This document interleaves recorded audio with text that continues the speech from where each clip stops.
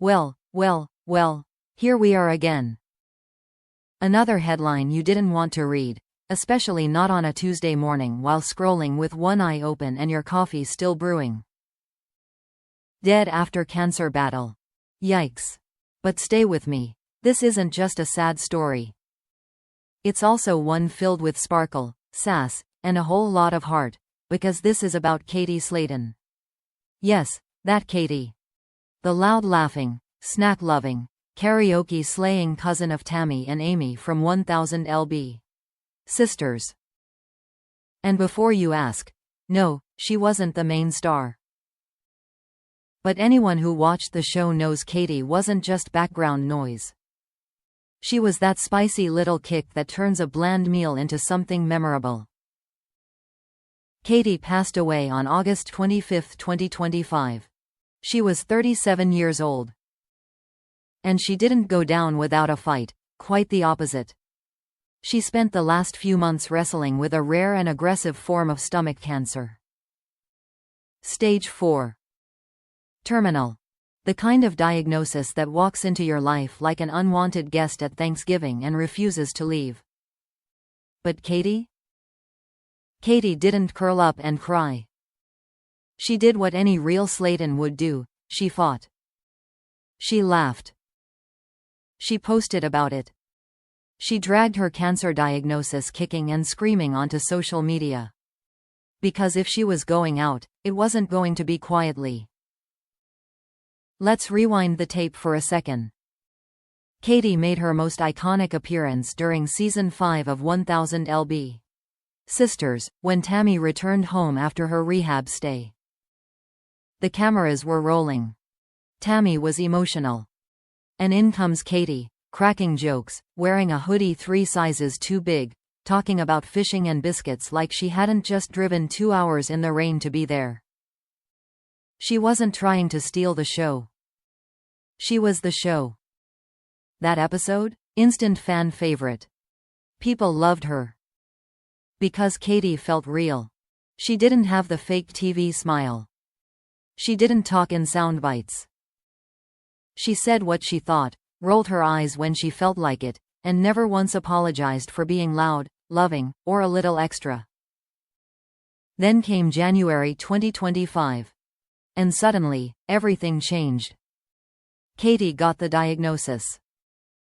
Rare stomach cancer. Doctors said it was aggressive. Deadly. And the clock started ticking. But let's be honest, this family has seen its fair share of drama. This wasn't just another plot twist. It was the twist. A life-changing, heart-shattering, world-tilting punch to the gut. Yet still, in true Slaton style, the family didn't retreat into silence. Nope. They posted. They shared. They rallied the fans. There were prayers, donation drives, heartfelt captions, and emotional Instagram lives. And through it all, Katie kept showing up. Even in pain. Even while fighting. Even as her body grew weaker. Her spirit? Still spicy. Still stubborn. Still Katie. Now fast forward to the end of August. Hospice care. Final goodbyes. Katie passed peacefully, surrounded by family, wrapped in love, laughter, and probably a few inside jokes.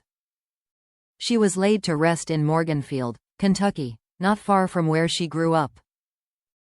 And let me just say this. When your funeral feels more like a celebration than a tragedy, you know you lived right. That's exactly what Katie did. Lived right. Boldly. Honestly. With no filter, and zero apologies. People loved her because she didn't try to be perfect. She didn't need to be polished. She wasn't trying to be anyone else. Katie was Katie.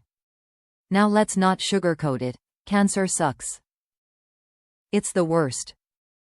It doesn't care if you're famous or funny, rich or poor, a main character or a sidekick. It takes and takes and takes. And when it came for Katie, it didn't hold back. But neither did she. And that's why we're here. Not just to mourn her, but to remember her, loudly. Because if Katie taught us anything, it's that there's no shame in being loud. Or emotional. Or imperfect. Or eating the extra slice of pie when everyone else is pretending to be on a diet. She taught us that life isn't about the perfect picture. It's about the messy moments. The belly laughs. The random dance parties in the kitchen. The sarcastic jokes in hospital gowns. The reality show level family chaos that somehow turns into your favorite memory. Katie wasn't here for a long time. But she made sure her short time meant something. She made people laugh. Made people feel seen. Made people care. And now that she's gone, there's a Katie-shaped hole in the world that no one else can fill.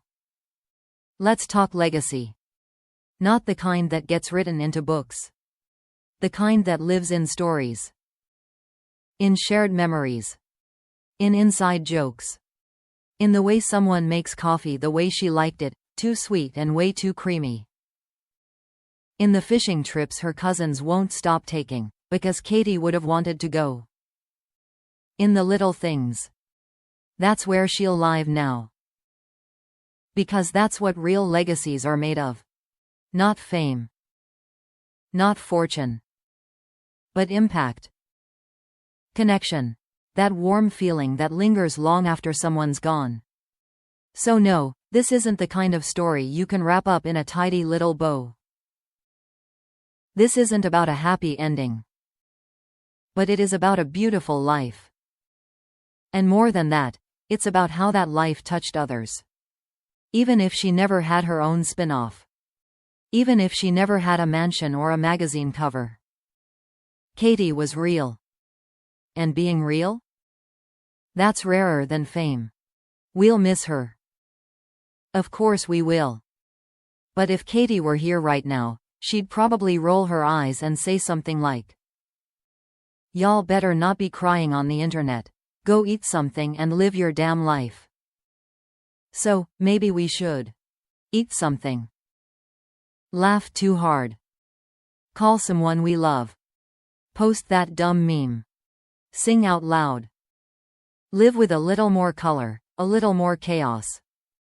Because if there's one thing Katie Slaton showed us, it's that even when life gets messy, especially when it gets messy, you show up anyway. With love. With laughter. With no filter. Rest easy, Katie. You may be gone from the screen. But girl, you're never off our hearts.